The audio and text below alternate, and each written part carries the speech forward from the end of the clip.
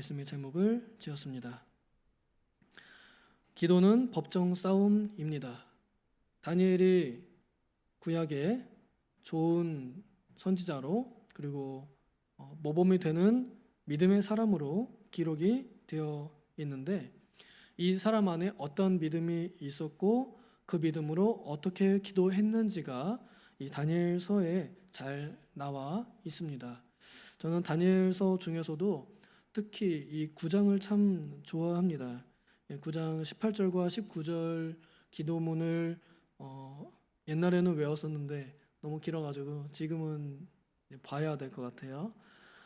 이 내용 자체가 우리로 하여금 여전히 천사를 호출할 수 있는 기도의 그 원리가 무엇인지 잘 가르쳐 줍니다. 다니엘 시대는 이미 다니엘이 이 페르시아, 그러니까 다른 나라로 끌려가서 거기서 포로 생활하는 중에 이제 이 사람은 승진을 잘 해서 상황이 좋았지만 본국의 상황은 여전히 좋지 못했습니다. 하나님께서 모세 때부터 명령해서 너네 이스라엘은 내 백성이고 내 국가다. 그러니 내 법이 통치해야 된다라고 그 나라의 법령을 선포하셨는데, 이스라엘 백성들이 그 법령을 지키지 않아서 그 법관이신 하나님께 심판을 받았습니다. 그래서 그 벌을 받았는데 그것이 곧 국가의 멸망이었습니다. 이 이스라엘의 이름이 지도상에서 없어지고 국가가 흩어지게 해체되게 되고 그 민족이 뿔뿔이 흩어지게 되는 아픈 맴매를 맞았습니다. 맴매를 맞으면서 일부는 왜 맞는지 깨달아서 잘못했다고 말하고, 일부는 깨닫지 못해서 왜 때리느냐고 항변하기도 했습니다. 다니엘은 어느 쪽일까요? 다니엘은 이미 맞은 다음에 있는 사람입니다. 이미 조상님들, 선배님들이 하나님의 맴매를 다 맞아가지고 그 처참한 전쟁을 다 겪고 패배한 이후에 그 패배의 잔재 속에서 비참한 이 환경에서 태어나서 그 비참함을 이미 겪고 있고 또 겪은 사람입니다. 이 사람은 본인이 직접 잘못하지 않았습니다. 잘못한 게 뭐가 있겠습니까? 부모가 바벨론 땅에서 낳은 게 잘못이겠죠. 아니면 끌려간 게 잘못이거나 그럴 겁니다. 그들 많은 사람들 중에서 다니엘은 깨어 있었고, 그래서 맞으면서 이것은 잘못 때문이다, 죄 때문이다, 형벌이다 라고 이렇게 인정하는 편에 섰습니다. 이 자세가 다니엘의 마음을 깨웠고 그가 소년 때부터도 하나님 앞에서 설 수 있게 하는 원동력이 되었습니다.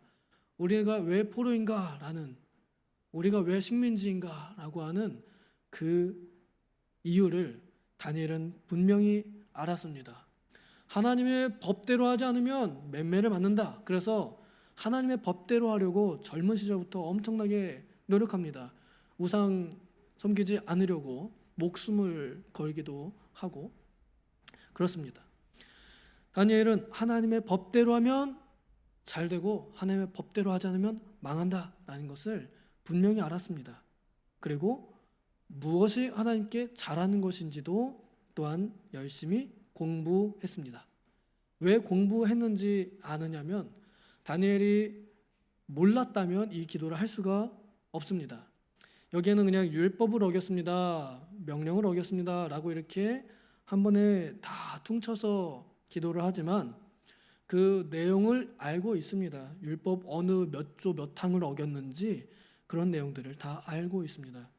그러니 보니까 우리는 이미 십계명조차도 지키지 못했구나 라는 것에서부터 시작해서 상세한 조항들까지 하나님의 말씀을 조금도 제대로 실천한 게 없다라는 것을 깨닫고 죄의식을 가지게 되었습니다.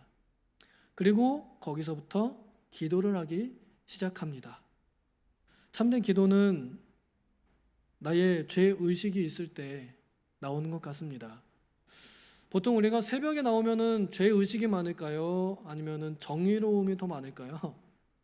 새벽에 나오면은 뿌듯함이 아마 있을 것 같습니다. 이 새벽을 깨우다니 너무 좋아.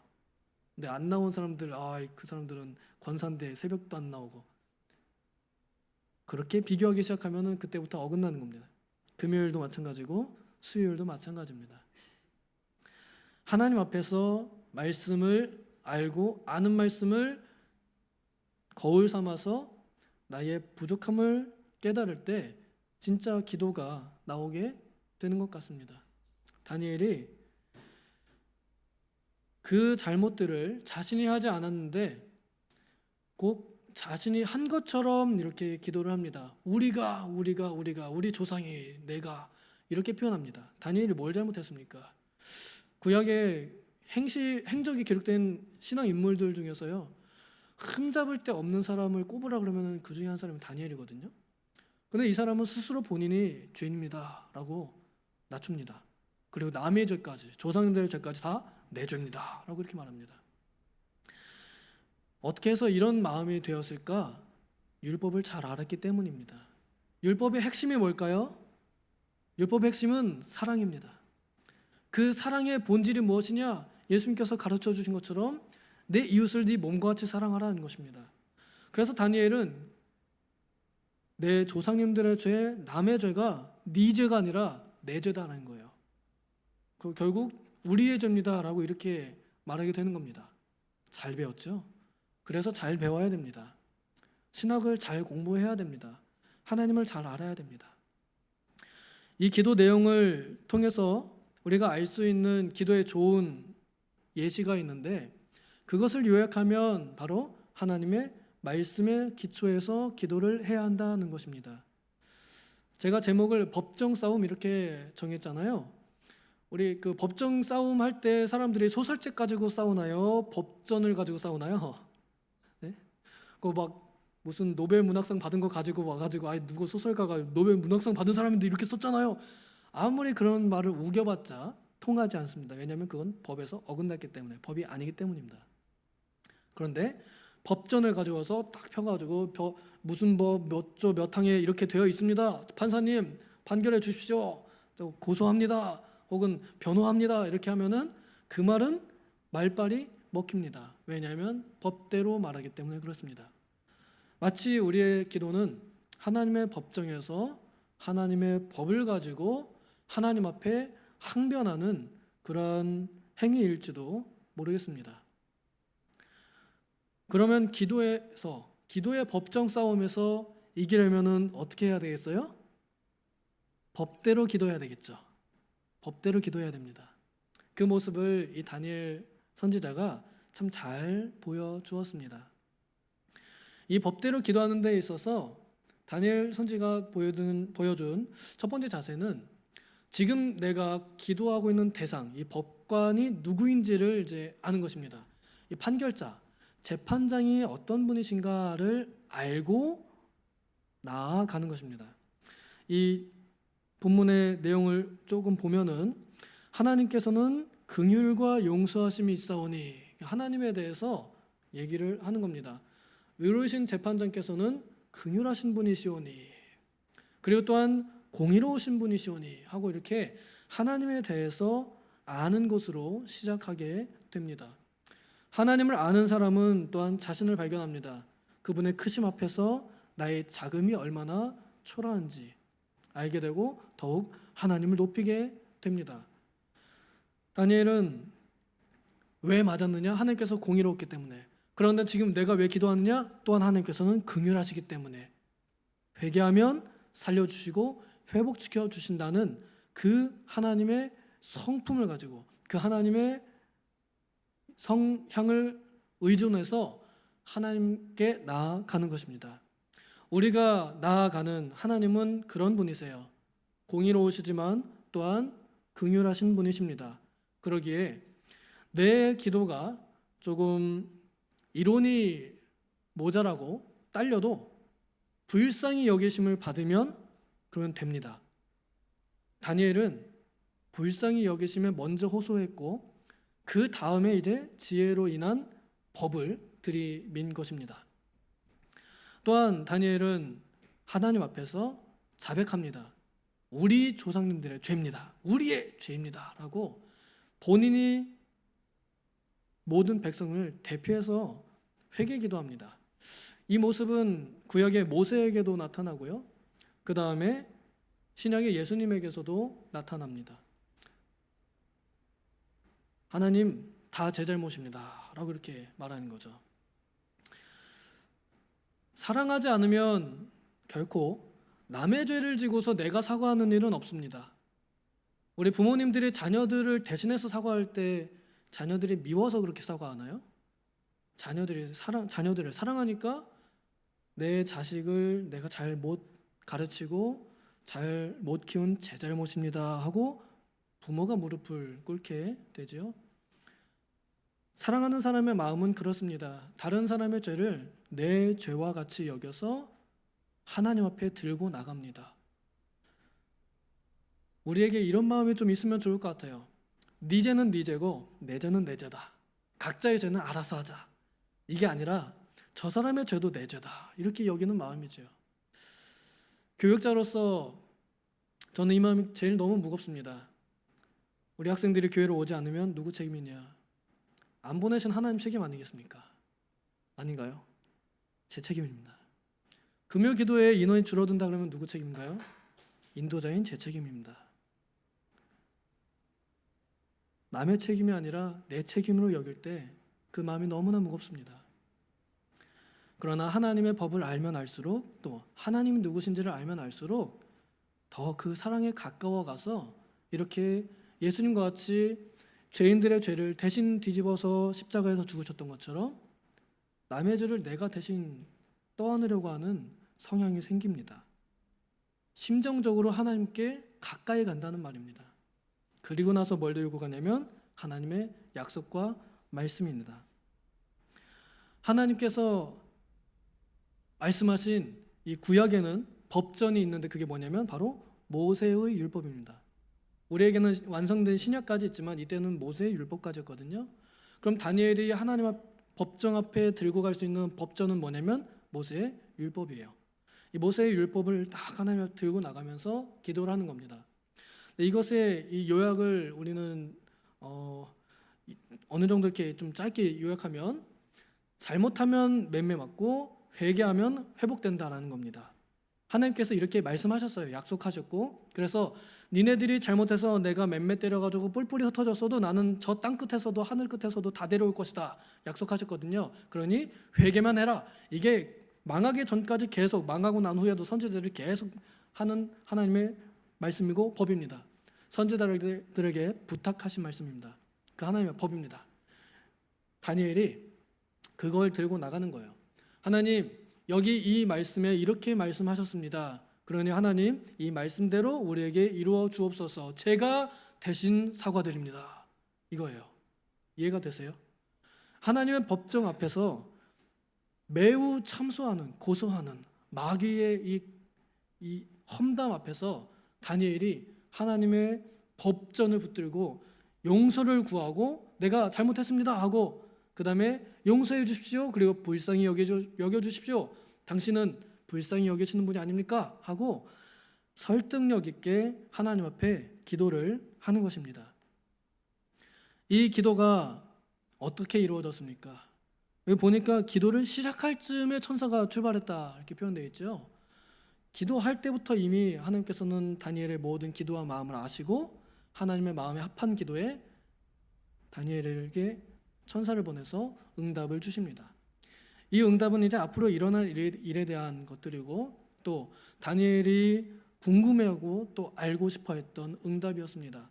당장 그에게 어떠한 이 편리나 혹은 해결 이런 것들은 아니었을지라도 다니엘의 마음가짐을 새롭게 하는 데에는 충분한 응답이었습니다.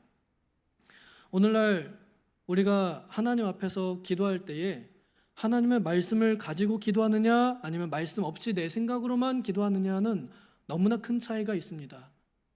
말씀을 가지고 기도하면 본인 스스로가 확신을 가지게 됩니다.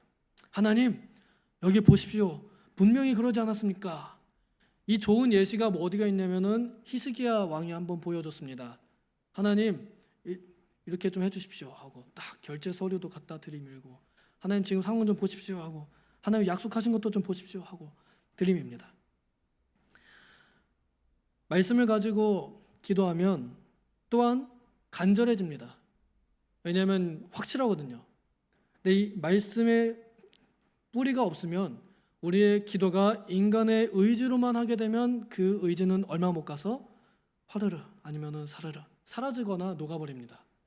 간절한 기도 또한 말씀이 있어야 이루어집니다. 확신과 간절함은 우리의 기도의 유일한 이 동력이 되고 또 보증이 되는 하나님의 말씀이 있어야 합니다. 그렇기 때문에 말씀을 많이 모를수록 기도에 말빨이 약하고요, 말씀을 많이 알수록 기도에 말빨이 생깁니다.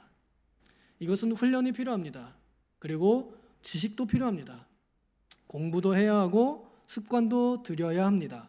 다니엘이 얼마나 똑똑한 사람이게요? 하나님이 인정하는 민첩한 사람이었습니다.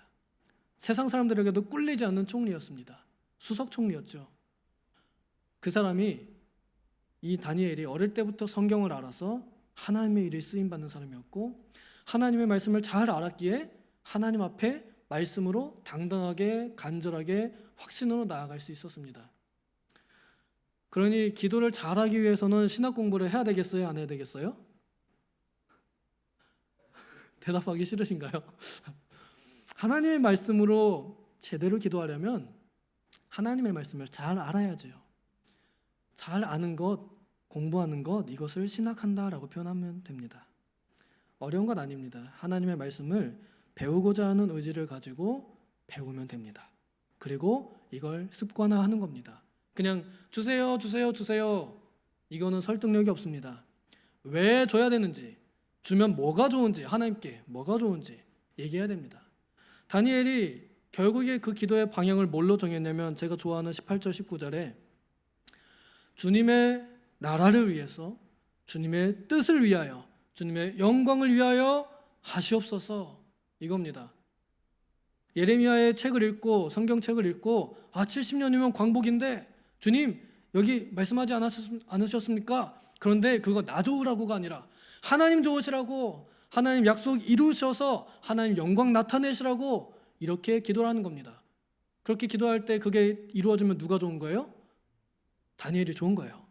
근데 본인이 좋으라고 얘기하지 않고 하나님 좋으시라고 이렇게 얘기합니다. 기도의 고단수이지요. 하나님, 내가 부자가 되어야 됩니다. 왜냐하면 이것이 하나님께 영광이 되기 때문이다. 끊임없이 설득하셔야 됩니다. 건강해야 됩니다. 기도하시며 설득해야 됩니다. 하나님의 말씀에 우리가 부자가 되어야 하고 건강해야 하고 자녀들이 잘 되어야 하고, 우리가 보통 비는 게 보통 그 정도겠죠? 또 있을 수도 있겠죠? 그런 것들이 왜 필요한지, 또 하나님 말씀이 어디에 약속되어 있는지 그런 것들을 우리가 알고 기도를 해야 됩니다. 제가 좋아하는 부자 되는 말씀, 마가복음 1030, 100배 주신다고 분명히 숫자로 썼거든요. 딱 들이미는 겁니다. 하나님 100배 주신다고 했잖아요. 말씀을 가지고 나가면 힘이 있습니다. 확신을 가지고 또한 간절하게 붙잡을 수 있습니다. 쉽게 포기하지 않는 기도를 하게 된다는 것입니다. 그리고 하나님께서는 그 마음을 아시고 기도를 들어주시고 또한 끝내 이루어 주십니다. 기도는 하나님의 법정에서 이루어지는 변호와 같습니다. 최고의 변호사이신 예수님께서 이미 먼저 변호하고 계세요. 우리는 거기에 조금만 보태면 될 것 같습니다. 하나님, 저도 동의합니다. 예수님께서 이렇게 하겠습니다, 하십시오 이러면은 그 옆에서 뭐냐면 그냥 동의합니다, 제청합니다, 이 정도예요. 우리가 하는 기도가. 우리 기도가 뭐 얼마나 그렇게 세겠습니까? 근데 그 동의와 제청이 하나님 보실 때에 그토록 이뻐 보인다라는 것입니다. 그런데 아무것도 모르는 상태로 그냥 동의합니다, 무조건 동의합니다, 이거는 아니, 이것보다 알고서 정말로 동의합니다, 이게 어감이 다를 겁니다. 어떤 일에 동의하냐 물어볼 때 잘 모르면서도 일단 난 빨간색이니까 동의합니다. 난 파란색이니까 반대합니다. 이러면 힘이 없습니다. 근데 그 내용을 분명히 알면 나는 이러이러해서 동의합니다. 혹은 반대합니다. 확실하게 할 수 있잖아요. 그런 것입니다. 그렇기 때문에 우리가 말씀 없는 기도하지 않고 말씀에 근거한 기도를 하는 우리가 되기를 소망하고, 말씀에 근거해서 기도하는 습관을 들여서 하나님 앞에 기도빨이 먹히는 그런 기도자들이 되면 좋겠습니다. 기도하겠습니다. 하나님 아버지, 우리의 말 한마디가 너무 가볍게 여겨지지는 않는지요. 별로 감흥도 없고 또 의지도 없고 확신도 없는 그런 기도말로 감히 하나님께 나불거리지는 않았는지요. 떠드는 소리가 되는 것이 아니라 정말 사랑이 있어서 묵직한 말들로, 하나님 의로우신 법 앞에 합당한 말들로 우리의 기도가 채워지게 하여 주시옵소서. 그래서 우리가 기도할 때에 시간 낭비하지 아니하고 온 지식과 그리고 마음을 다하여 하나님께서 들으시기에 합당한 기도를 하고 또 하나님께서 들으시기에 기뻐하시는 기도를 할 수 있는 우리가 되게 하여 주시옵소서. 말씀이 희미해지는 이 세대 가운데에서 정말 제대로 기도할 줄 아는 우리 기도 용사들 다 되게 하여 주시옵소서. 감사드리며 예수님의 이름으로 기도하옵나이다. 아멘.